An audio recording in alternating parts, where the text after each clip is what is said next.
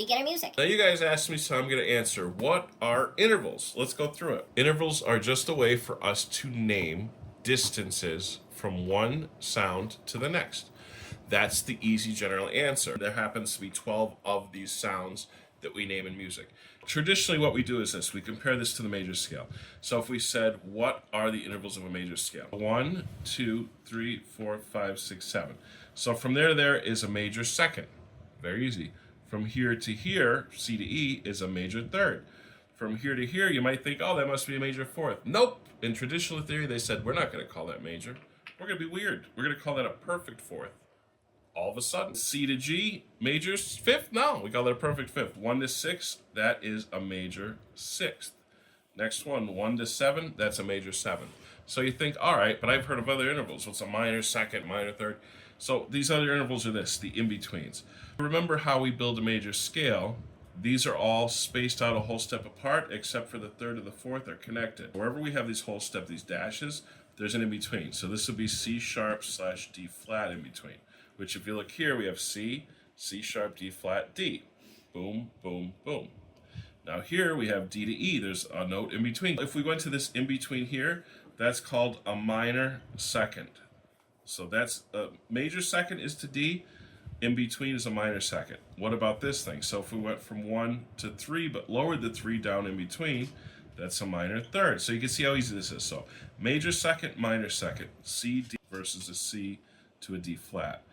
C to an E is a major third, C to an E flat is a minor third. In between E and F is nothing. We don't name that. That's the half step, right? C to G would be a perfect fifth. What's below a perfect fifth? You might think, oh, it's probably a minor fifth. Wrong, because music theory is whacked out and they did everything stupid. Or I shouldn't say everything, but there's a lot of weird stuff. So it's not a minor fifth, it's actually called a diminished fifth. And you say, oh, I remember the word diminished from another lesson we did. Yeah, it's not the same thing in this case. Diminished means to lower it a half step, but so does minor. So here's where it gets interesting, and I have a whole chapter on my book on this to help extra. Lowering things, the word diminished for a scale, diminishing for chords, diminished seventh, half diminished, they're all different things. And it's really upsetting that we use the exact same word for like 5 different things in music theory. People will just use the term flat. So instead of a minor third, we'll say a flat third. Instead of a diminished fifth, we'll say a flat 5. And that's a way to get around the difference between minor and diminished. Now here's the weird thing. If you said minor third, but then lowered again, you would think, oh, it's the 2. But in certain cases, people are very particular about this. They will say that's actually diminished third because you're lowering a minor. So if you take a minor or take a note that's already been minor and then lower another half step, they sometimes call that diminished, specifically with the seventh on a diminished seventh chord, fully diminished seventh, which is really a 6, but we double flat it. We're going to definitely talk about that some other time. This is beginner music theory. This isn't stress out the person watching music theory. So the next thing is going to be, where were we? 6. So the 6 has an in between the 5 and 6. That's a minor 6. Then we have the 7. In between that is a minor 7. And then, now you might think, well, wait a minute, I heard of an augmented fifth. So minor 6th is also augmented fifth. The difference is based on the context of your scale you're building.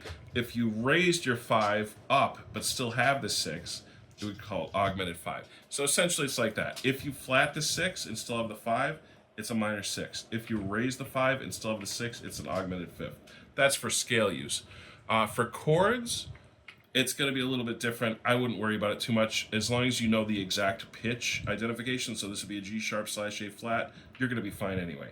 This naming convention is to communicate with other musicians and to start debates on the internet. I'm going to actually break the rules here for a second. I am going to show you exactly a page from my book. All right, so get excited. You guys have been hearing about this book. Okay, so page 29. These are all just little placeholders for space. They hold space for the intervals. So these are all the 12 notes in music, 12 sounds in westernized music theory. Then the intervals, minor second, second, minor third, third, fourth, sharp 4, which is augmented 4 or diminished fifth, fifth, minor 6th, 6th, minor 7th, 7th. It's just like I just showed you. But when you see them in blocks like this, it's really cool because now if you look at the major scale, you can say, oh, they're all the same distance except the third of the 4 is the weird one. Then you look at a major chord, it's the 1st, 3rd, and 5th note. Look at a minor chord, 1st, minor 3rd, 5th. Look at the minor seventh chord. It's just a minor chord, but you add the minor seventh to it. And you could just look straight up and see what those are and how they line up with the little blocks. So this is the section of the book that I thought was really helpful for me and other people around the spectrum. It's called The Structure. It basically explains to you exactly why what we're learning is important and how it fits into everything else. Now, in each chapter of this book, I also took it a step further and I show why this part is important. So, for instance, if he said, oh, we're going to learn this part, it says why you need to know this. Because people who are like me need to know why they're learning something for their brain to really turn on to memorize the information on the page and understand it better. You have to categorize it in your brain first, know why you're doing it, and then you could better do your memory thing.